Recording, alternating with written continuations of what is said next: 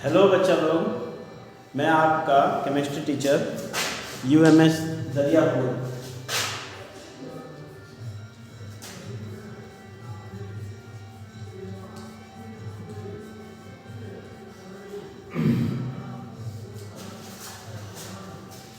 आज ये रियली में वीडियो बनाने का मेन मकसद ये है, सेंटअप एग्जामिनेशन हो गया है।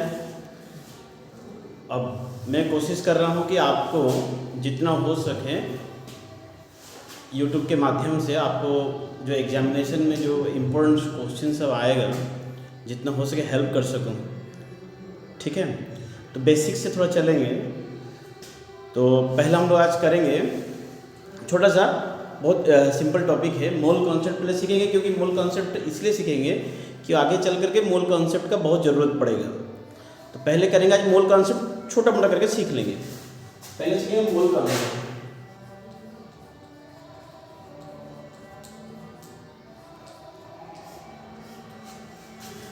मोल का मतलब क्या होता है? मोल का मतलब होता है कि एक कांस्टेंट क्वांटिटी है। ठीक है, एक कांस्टेंट क्वांटिटी है। वो कांस्टेंट क्वांटिटी को हम लोग यूज करके, जैसे मान लो कि अधिक से अधिक सामान है, उसको क्या करना है ना, उस कांस्टेंट क्वांटिटी के माध्यम से हमको क्या करना है, उसे कन्वर्ट करना है। मेरा बात समझ नहीं आ रहा होगा, उदाहरण की तरह समझ आ जाएगा। जैसे कि देखो 1 क्विंटल इक्वल कितना होता है 100 kg। 1 डजन इक्वल कितना होता है 12 पीसेस होता है। 1 सेंचुरी 100 ईयर होता है। समझने की प्रयास करो। Quintal 100 kg, dozen 12 piece, century 100 years. जैसे भी मान लो कि आपको मैं बोल दूंगा कि कोई भी, जैसे मतलब मैं बोलूँगा कि अंडा 1 दर्जन लेके आओ, मैं यहाँ आपको 12 पीस नहीं बोला, मैं आपको 1 दर्जन लेके आओ, तो तुम लोगों से माइंड में 12 पीस के ना अपने आप आ जाएगा। 12 पीस क्या होता है ना, अपने आप आ जाएगा। मेरा बोलने का मतलब यह है कि एक क्वांटिटी हम लोग के लिए कांस्टेंट कर दी है, जैसे कि 1 dozen 12 piece, 1 quintal 100 kg, 1 century 100 years. Okay, तो केमिस्ट्री में बहुत सारे माइक्रोस्कोपी पार्टिकल्स है। ठीक है, तो उसको हम लोग ना मोल कॉन्सेप्ट में पढ़ेंगे। जैसे कि जितना भी कैलकुलेशन वगैरह करेंगे हम लोग, जो सॉल्यूशन चैप्टर में जाएंगे, तो मोल कॉन्सेप्ट का बहुत ज़्यादा यूज होगा। तो हम देखते हैं क्या है, और थोड़ा सा और एक दो एग्जाम्पल से क्लियर करते हैं। जैसे कि मैं क्वेश्चन लेता हूँ, 52 gram of helium how many moles. ध्यान से सुनना, बहुत बेसिक से पढ़ा रहा हूँ। How many moles, 52 gram of helium how many moles. कैसे करेंगे इसको? पहले याद रखना, नंबर ऑफ मोल को स्मॉल m में दिखाते हैं। किसमें दिखाते हैं? स्मॉल m में दिखाते हैं। ठीक है, और जो स्मॉल m होता है, ये होता है मेरा गिवन मास, और कैपिटल M होता है मोलर मास। मेरा क्या होता है, कैपिटल M बराबर क्या होता है, मोलर मास। ठीक है, तो यहाँ पर जो 52 ग्राम है, यहाँ जो हीलियम दिया है हाउ मेनी मोल्स, पता कैसे करेंगे इसको? क्या है यहाँ पर, M क्या है, कैसे निकालेंगे, स्मॉल m क्या है, कैपिटल M क्या है, पता कैसे करेंगे देखते हैं। पहले ध्यान से देखो, स्मॉल m का मतलब है गिवन मास। तो यहाँ पर गिवन मास मेरा कितना है 52 है, तो इसको लिख देंगे 52 ग्राम्स। ठीक है, फिर कैपिटल M का मतलब क्या है ना, मोलर मास। मोलर मास का मतलब, जैसे कि मान लो हीलियम है, हीलियम का जो एटॉमिक नंबर होता है 2, इसका मास नंबर कितना होगा 4u। जब इसका हम लोग 4 ग्राम में लिख देंगे, ग्राम एटॉमिक मास निकाल देंगे, तो ये हो जाएगा ना मोलर मास। ये मेरा कितना हो गया, मोलर मास। तो नंबर ऑफ मोल्स क्या निकलेगा, number of moles given mass by molar mass. तो यहां पर गिवन मास मेरा कितना है 52 ग्राम है, 52 ग्राम है, और मोलर मास मेरा कितना है 4 ग्राम है। तो आया मेरा कितना काटेंगे तो 39। तो number of moles that means n बराबर मेरा कितना आया 39। n बराबर मेरा कितना आया 39। 52 दोनों ग्राम ग्राम कैंसिल हो गया। याद रखना मोल का अपना कोई भी यूनिट नहीं होता है।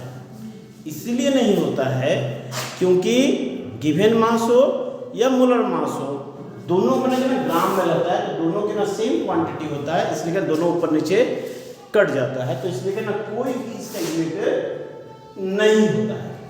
तो ये मेरा कितना निकला 13 लिखना है moles, 13 moles. One of the सबसे इजीएस्ट क्वेश्चन है मोल्स का, समझ में आ रहा है? सबसे इजी क्वेश्चन यही है। ये कॉन्सेप्ट को अच्छी तरह से समझना मोल क्या है। मोल देखो जैसे कि हमने जो 20 एलिमेंट याद किया, जिसमें कैल्शियम रहता है इसका मास कितना 40 हुआ, मैग्नीशियम कितना हुआ 24 हुआ। तो यदि मान लो कि मैं क्वेश्चन दे देता हूं कि 80 ग्राम कैल्शियम कितना मोल है, तो क्या करेंगे ना 80/40 2 मोल्स। समझ रहे हो ना? तो हमेशा याद रखना जो मोलर मास है अच्छी तरह से निकालना रहता है। मोलर मास हमेशा कांस्टेंट होता है मोलर मास, ठीक है? लेकिन गिवन मास अलग अलग होता है, ठीक है? कुछ क्वेश्चंस लेंगे अभी नहीं, और थोड़ा सा इसको थोड़ा सा एक ही फॉर्मूला से 2-3 फॉर्मूला को जोड़ेंगे, ठीक है? इसको बिठा दे रहा हूं, नोट कर लेना।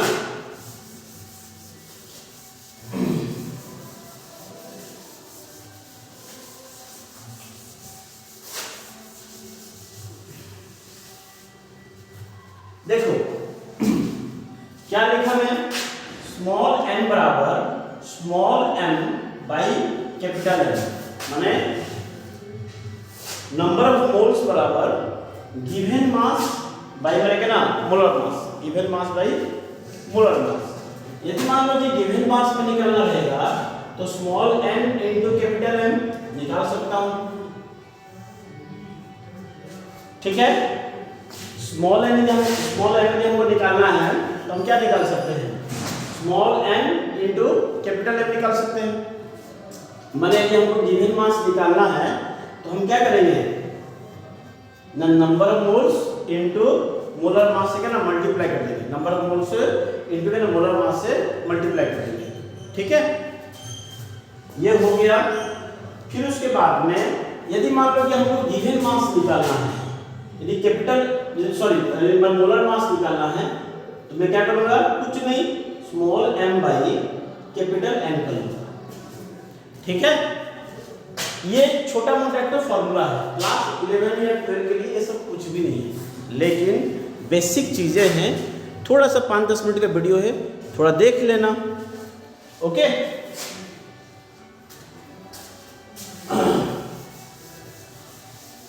और एक फॉर्मूला है एवोगैड्रोस नंबर।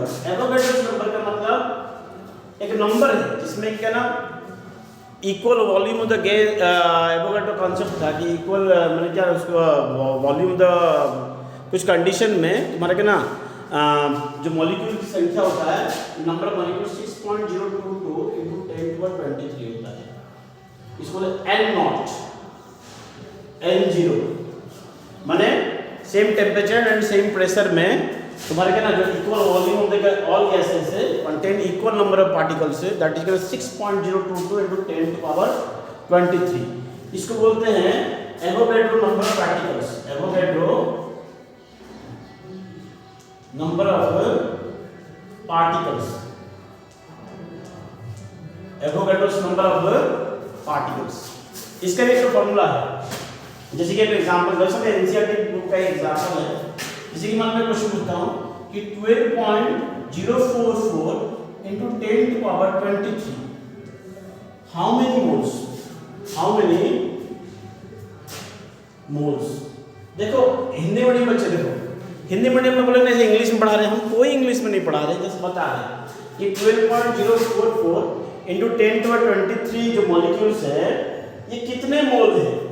हाउ मेनी का मतलब ये कितने मोल है। जब हम लोग इंग्लिश में पढ़ाएंगे हिंदी में बोलेंगे, हिंदी वाले हिंदी समझ जाएंगे, इंग्लिश वाले इंग्लिश लिखा हुआ समझ जाएंगे। तो जिसके कारण क्या होगा, जो हिंदी मीडियम वाले बच्चे हैं उसको इंग्लिश भी धीरे धीरे ना अंडरस्टैंडिंग हो जाएगा। तो हाउ मेनी मोल्स पूछा है, देखते हैं क्या फॉर्मूला बोलता है। स्मॉल n बराबर क्या है ना, capital N by N nought, capital N by N nought माने given number of particles, given number of particles मतलब दिया गया है ना अणुओं की संख्या by Avogadro's number of atoms, माने दिया गया का मतलब इसको हम लोग कैसे लिखेंगे, तब इसको लिखिए कैपिटल N माने capital N 12.044 into 10⁻23 by 6.0 into 10⁻23। इसको काटेंगे तो मेरा कितना हो जाएगा ना 2 मोल्स, मेरा कितना हो जाएगा 2 मोल्स। ठीक है, याद रखना इसको अच्छी तरह से। और एक बात, 1 मोल का जो वॉल्यूम होता है ना 22.4 लीटर होता है। 1 मोल का जो वॉल्यूम होता है वो 22.4 लीटर होता है। तो ये आपका थोड़ा मोड़ा मोल कंसेप्ट को जानने के लिए छोटा सा तो क्लिपिंग वीडियो बना दिया, आप लोग थोड़ा देख लीजिएगा समय निकाल करके, क्योंकि नेक्स्ट वीडियो में सॉल्यूशन चैप्टर पढ़ाना है तो उसका मैंने मोल कंसेप्ट का उसमें थोड़ा थोड़ा उपयोग होगा। ओके ओके बच्चा, बाय। अपना ख्याल रखना, एग्जाम का तैयारी अच्छे से करते रहना। Best of luck.